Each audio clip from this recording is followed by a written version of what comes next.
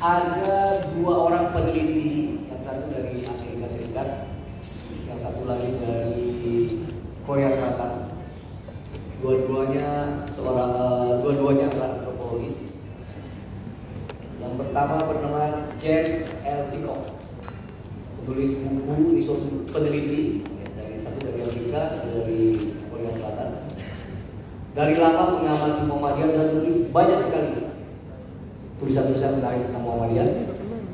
Salah satunya buku yang berjudul Purifying the Faith, Muhammadiyah Movement in Indonesia. Jadi kalau pemuda Muhammadiyah atau Okto belum baca, saya kira agak bahaya intelektualitas dan tradisi akademis kita.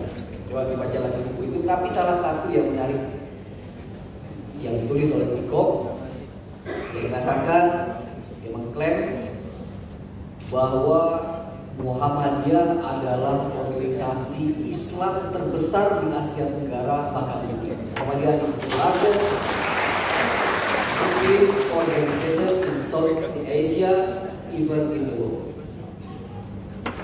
Dia mengamati bahwa ada keunikan, ada kekhususan, ada suatu hal yang distinktif dalam diri Muhammadiyah dibandingkan dengan organisasi-organisasi Islam yang lain, sehingga kemudian beliau mengamati betapa banyaknya amal usaha Muhammadiyah yang didirikan, TK sampai perguruan tinggi, dengan berbagai macam jenis layanan-layanan sosial untuk masyarakat kepada bangsa.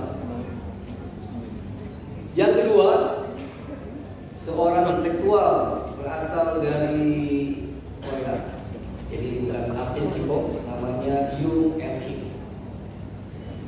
Di muktamar Muhammadiyah terakhir saya juga bertemu dengan beliau. Beliau berargumentasi bahwa Muhammadiyah ini adalah organisasi yang menjadi tulang punggung demokrasi di Indonesia. Negara yang demokrasi adalah organisasi yang demokrasi. Kenapa beliau katakan demikian? Bahkan pada saat negara kita belum menjadi negara yang demokratis, masih dipimpin oleh sebuah rezim yang sangat otoriter, Muhammadiyah terus mengembangkan tradisi bermusyawarah, musyawarah ranting, musyawarah cabang, musyawarah daerah, musyawarah wilayah sampai muktamar dengan cara-cara yang beradab, cara-cara yang dialogis, ya. Dan semua itu karena Muhammadiyah dianggap oleh beliau mengembangkan sebuah budaya egaliter. Meskipun ada pimpinan, ada ketua, ada sekretaris, ada bendahara sebagai bagian dari pembagian organisasi, tetapi berbeda dengan tradisi Islam yang lainnya, masing-masing orang bisa menyampaikan pendapatnya dengan bebas. Mengkritik ketua itu suatu hal yang biasa.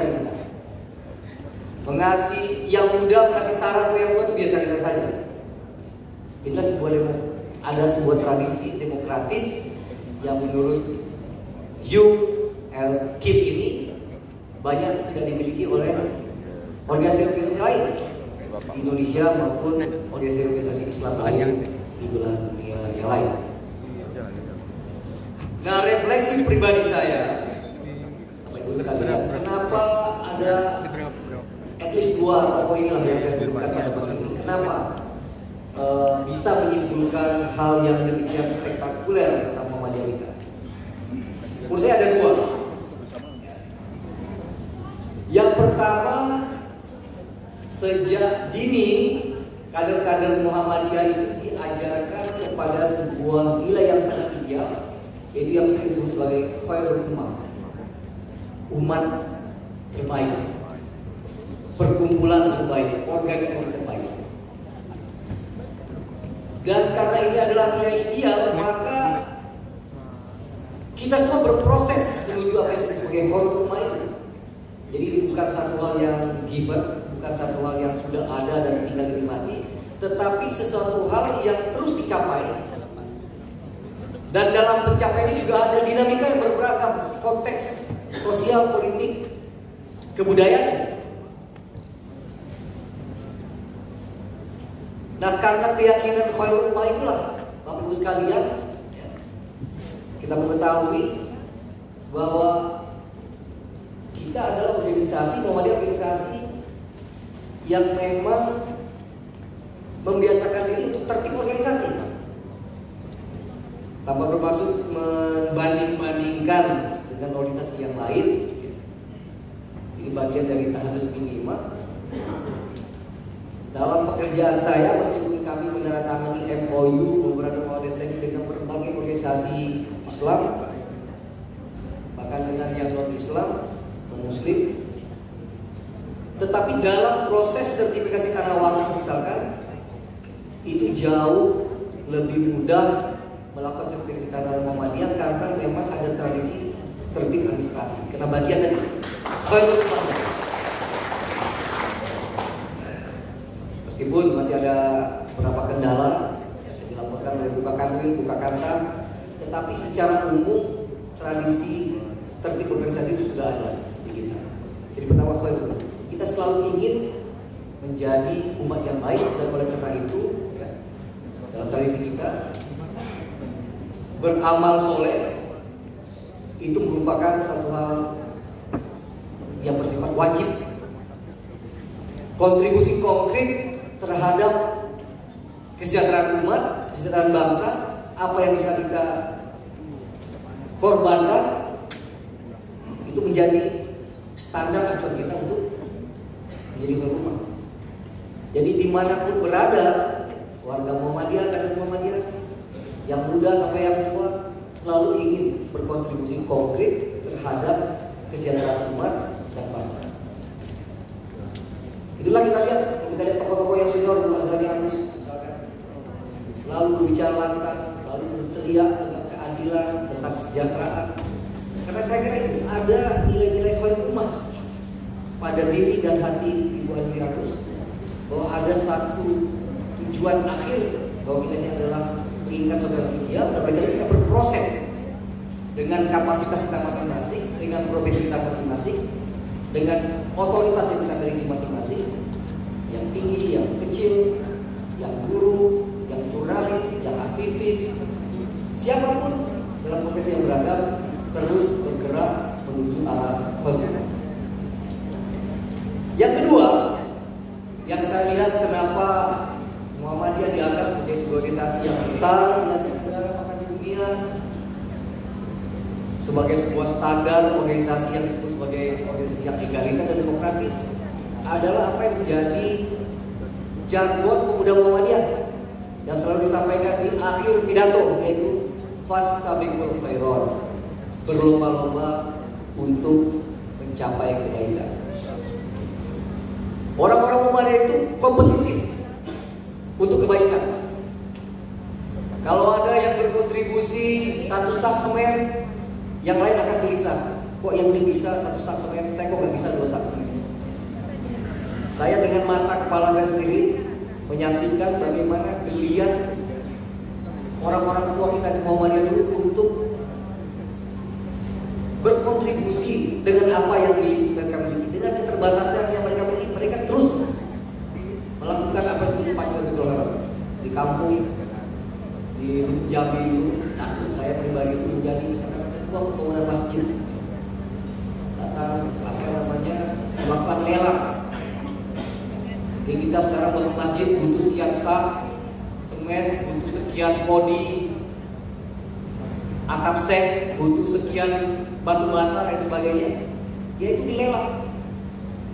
Ada lelang misalkan jual kue, di kue, lelangnya ini harga berapa, nanti harga termahal, kasih kue, kasih uang. Ini juga tadi misalkan kalau saya 10 atap seng, saya 20, ini sekian sak, sampai akhirnya terbangunlah masjid yang megah dan kemudian bisa dijadikan tempat beribadah dan juga pendidikan kader-kader umat. Nah, spirit fastabiqul khairat inilah yang menurut saya harus tetap ada pada generasi muda terhadap pemuda Muhammadiyah.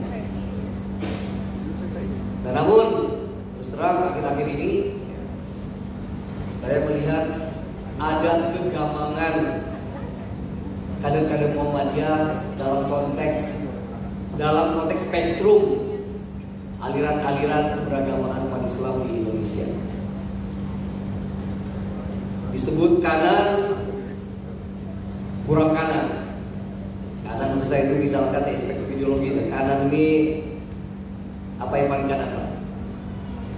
Misalkan Wahabisme. Muhammadiyah tidak mau disebut Wahabi, tetapi gerakan tajrid, ya bukan tajridnya juga mengarah ke sana. Disebut yang liberal kiri juga bukan liberal, ya. Karena juga tradisi Ar-Rujuk ila Quran wa Sunnah juga kuat, sehingga tidak juga menjadi gerakan liberal. Nah, tetapi maksud saya adalah di tengah ideologi-ideologi yang dipasarkan oleh berbagai macam ideologi keberagamaan, tradisi dua tradisi tadi menurut saya harus tetap menjadi pegangan bagi kader muda Muhammadiyah. Pertama, khutbah. Tujuan akhirnya adalah kebaikan umat dan bangsa, dan kalau itu adalah memang untuk kebaikan umat dan bangsa, maka kesitulah arah kader-kader muda Muhammadiyah harus berdiri dan berjuang. Kalau tujuannya adalah al-khairah, kebaikan, maka disitulah pemuda Muhammadiyah harus mengantri, harus saling tolong menolong, harus berkompetisi dengan baik, agar apa, sekali lagi, segala kebaikan Fastabiqul khairat itu dapat dicapai oleh teman-teman kita semua. Terakhir, tentu tentang politik. Ini akhir politik. Politik ini memang paling tidak pada pemilu yang lalu itu membelah kita semua. Ya, dari sana tidak lagi ada cebong kampung dan sebagainya. Nah, agaknya kita sebagai orang-orang yang terdidik, gerakan kemajuan dan berkemajuan dapat lebih cerdas ketimbang masyarakat-masyarakat pada umumnya. Salah satu yang harus menjadi kesadaran kita bersama, bagaimana apa yang terjadi, ya, pembelahan, segregasi, gontok-gontokan yang terjadi pada tahun 2019 itu kita harapkan tidak terjadi kembali pada pemilu sekali ini. Tentu demokrasi menghalalkan perbedaan pandangan, membolehkan adanya perdebatan, beda pilihan, wajar-wajar saja. Tapi pinjam 100 agar silaturahmi tidak putus. Nah, itu penting, ya. Jangan sampai beda pilihan left group di grup keluarga, ya. Beda pilihan kemudian suami istri beda kamar. Beda pilihan kakak adik kemudian tidak bersama. Nah, saya kira tidak di situ tujuan berdemokrasi kita. Kalau posisi politik saya tentu bapak-bapak ibu sekalian sudah paham, ya. Dan saya berharap tentu sebagai juru kampanye bapak-bapak memilih pilihan saya. Tapi ketika ada teman-teman lain yang tidak memilih, itu biasa-biasa saja. Tidak membuat kemudian saya harus blok telepon bapak sekalian. Tentu saja kalau Al-Fatihah yang kita sebut wala dolin amin, tidak perlu dia wala dolin qabul, kira-kira kan? Kita tidak mau mengatakan amin. Masa Pak Rektor kita nama Saidul Qabul, kan nggak bisa, Pak. Namanya memang amin. Nggak pernah kita ganti, hanya karena politik kita ganti. Sekarang kedua gitu kan? Apa? Rabbana atina fid dunya hasanah wa fil akhirati hasanah wa qina azabannar, qabul. Hanya karena tidak mau menyebut nama amin. Jadi sekali lagi demokrasi ini adalah pesta demokrasi, di mana justru kita harus ini menjadi pesta, menjadi kegembiraan. Beda pendapat itu diskusi enak nanti. Apa bedanya? Apa kuatnya nomor 1? Apa lemahnya nomor 2? Apa kekuatan nomor 3? Ya disitulah kita rayakan perbedaan. Jangan sampai itu tadi suami istri jadi bisa rajak, bisa kamar, left group di keluarga. Jadi biasakan tradisi relax, santai. Dan oleh karena itu karena ini adalah urusan duniawi, politik itu duniawi.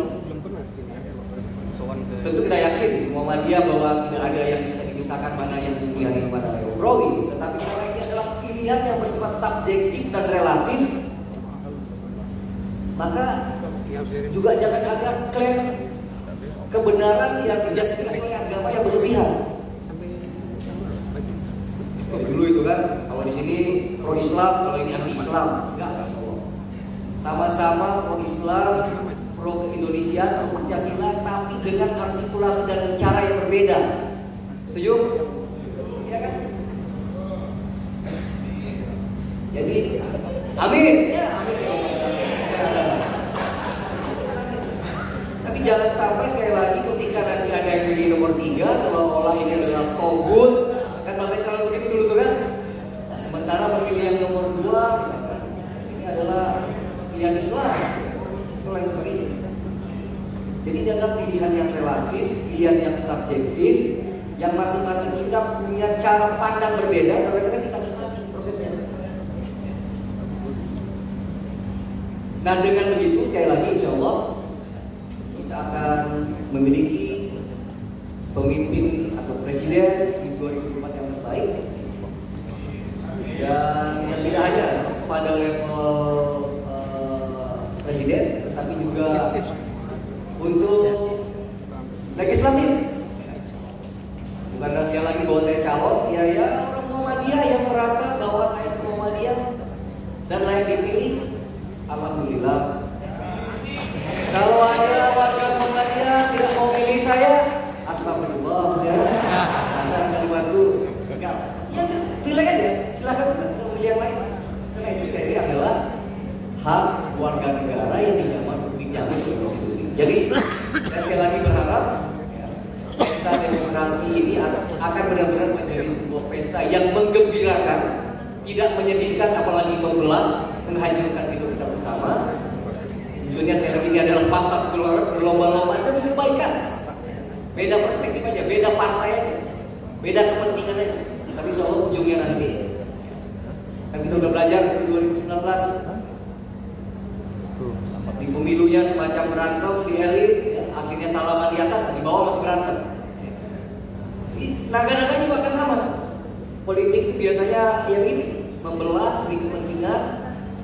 Kita di bawah sudah semangat 45 memperjuangkan apa yang kita anggap benar, yang tadi bermusuhan dengan teman. Tapi ujung-ujungnya nanti ada politik akomodatif, di atas semua salaman, yang di bawah yang apa namanya, yang harus meneruskan. Nah ini jangan sekali lagi kita harapkan apa terjadi sekali lagi karena kita belajar. Ya. Jangan sampai menjadi keledai, ya, yang jatuh di lubang yang sama untuk kedua kali atau beberapa kali selanjutnya.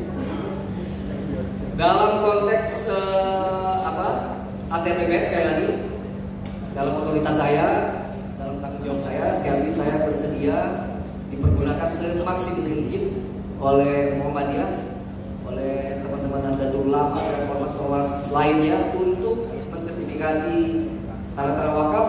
Ya, karena ini adalah amanah yang dimintakan oleh Pak Jokowi kepada saya. Ada MOU sudah tanda tangan. Ibu kakak juga sudah membuat PKS, bukan partai, perjanjian kerjasama sama dengan Muhammadiyah, dengan Nahdlatul Ulama. Nah, silakan sekarang sekali lagi partisipasi dari Bapak Ibu sekalian ya, untuk melengkapi berkas-berkas administratif, membantu untuk membuat patok ya, sehingga nanti petugas kami dengan mudah insya Allah akan bisa mensertifikasi tanah Muhammadiyah seperti saya janjikan kepada Pak Ketua pada akhir 2024 nanti insya Allah, sebelum saya berhenti menjadi wamen, menjadi wamen, tanah wakaf milik Muhammadiyah dapat kita sertifikasi secara sempurna. Untuk membuktikan saya ini orang Riau, saya baca pantun juga. Meskipun ini disiapkan, bukan saya buat sendiri. Pacu jalur di Teluk Kuantan, ternama sudah Kopian Narosa. Selamat bermuslim pemuda, kami ucapkan jadilah kader perserikatan umat dan bangsa. Kabupaten Pekanbaru Kota Berkuah, sungguh elok tak berperi. ATR BPN Mitra Strategis Muhammadiyah bergandengan tangan membangun negeri. Bila taufiq wal hidayah.